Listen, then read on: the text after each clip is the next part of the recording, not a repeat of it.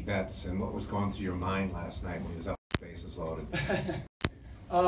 You know, our approach is to keep out of the batter's box with any opportunity to do damage. He is one of the most dynamic hitters in baseball, and so you can imagine my thought was panic and fear whenever he comes up to bat with no escape area. You know, he can cover every pitch. He's a threat to do a lot of different things. So I'm not going to really go over what our pitch approach is going to be to him, but the less of those at bats that we can get, the better, because he's a ticking time bomb to do some kind of damage. You know what? Part of the magic last year was the bottom third of the order helping you out. I feel like the last couple of series, the last month in particular, that's really been a benefit to you guys as well. Yeah, it's because a lot of those guys at the bottom used to be in the middle of somebody's order, even our own order. You know, you look at Carlos down there in the 7th hole, and Reddick in the 9. At some point during this year and last year, they hit 3, 4, 5 somewhere in the middle. So it does help to have really good hitters at the bottom. You know, this team, one of my favorite parts of our team is they don't care where they hit, and so that allows me a lot of freedom to move guys around when they're going well, when they're not going well, to put them in some situations where there's some tandem at bats there, where I like Reddick up to bat right before it rolls over with Springer and Altuve and Bregman. So we don't care where the hits come from. Any part of the order is good. You know, Brian? Having McCullers in the bullpen is a byproduct, I guess, of him getting injured. How has that dynamic changed your bullpen, and what makes him so great for that role? You know, his stuff is what makes it so great. He can get anybody out in the league, and you know, he was a really good starter for us. Made the All-Star team last year. Was really effective this year, and you put that. He's got the it factor mentality-wise to go in and let it go, let it eat for the whole. Whatever inning I ask him to pitch, and his breaking ball is dynamic. His fastball is good when he throws. He can throw any line, which is even for him. And the good changeup, and he's an adrenaline junkie, so to speak, that he feeds off that stuff. So the back end of games, the game on the line, the big at bats, he feeds off that adrenaline and that anxiousness that comes with that time. Far left, Ken.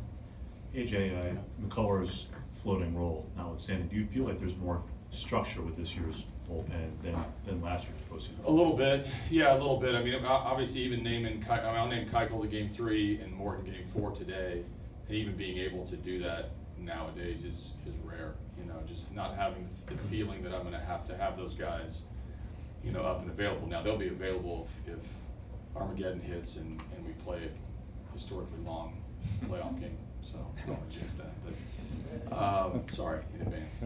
But the structure that we have with the back end, it's made the middle relief that we have really good. We left off relievers that had World Series experience. We have middle relief guys that pitch at the back end of games throughout this season. So that structure is nice. It's rare nowadays, and it doesn't mean that I won't use Presley or Lance or even Osuna in a creative way. I don't want to be boring. But having that map out with high-end starting pitching, getting to the latter third of the game has led us to some wins. If I could just follow up, how necessary do you think it was to part ways with Ken Giles to get this bullpen? It was nothing against Kenny. I mean, Ken served us very well. He had some ups and some downs, and in a lot of ways, what we tried to do with him is what a lot of managers are doing with a lot of relievers, where they call it the Andrew Miller role nowadays, or what I'm doing with Presley, or what you see some of the other teams that are still playing do with their primary relievers, and it just didn't work. So unnecessary, I don't know how necessary it was. It opened up opportunities for us to add really good relievers to balance things out a little bit. You mentioned, AJ, your bullpen, but what about Alex's bullpen and your job is trying to predict, or is it dangerous to try and predict what Alex is going to do with his bullpen? Do you have to just read and react? No, I mean, I go by the phrase manage your own team. I have a hard enough time with my own team. I don't manage his team, and we'll pay attention to what he does. We know what he's done in the past series, and all bets are off in the postseason. I mean, you see some unpredictable things in the postseason. So when you get too caught up into making predictions, you can get yourself in trouble. Focus on our guys. When he gets a guy up, we're well aware with who's warming up with the video technology, and we got our scouting reports, and we'll go with it. But you know, even last night, you know, I hear when he said he was thinking about Rick Porcello in the ninth inning. Those are his guys that he's going to go to, and we'll react accordingly. Over on the left there. AJ, by record alone, you and the Red Sox probably responded to adversity this year better than any other teams. What do you expect out of Alex and his team, how they'll respond with their backs against the wall? Yeah, no, well, it's just game one, game two, man. I don't know if their backs are against the wall as much as they you know, had a tough game last night. I expect them to come out and be really good. I mean, I always talk about myself in the sense that I don't panic, and you're not going to see anything different whether we're up or down or elimination game or not. You could probably multiply that with Alex in what I know about him. So there's going to be no real change. I mean, there's always a sense of urgency with him. There's always going to be quality play with this group. These guys didn't win this many games by accident. But you know what I also noticed, and I appreciate you saying it, it wasn't a magic carpet ride for them or us. We both had sets of adversity, having to fight through some things, and we just made it look a little bit easier than some teams because we won so many games. But I expect them to be good, and they're gonna come out ready to play.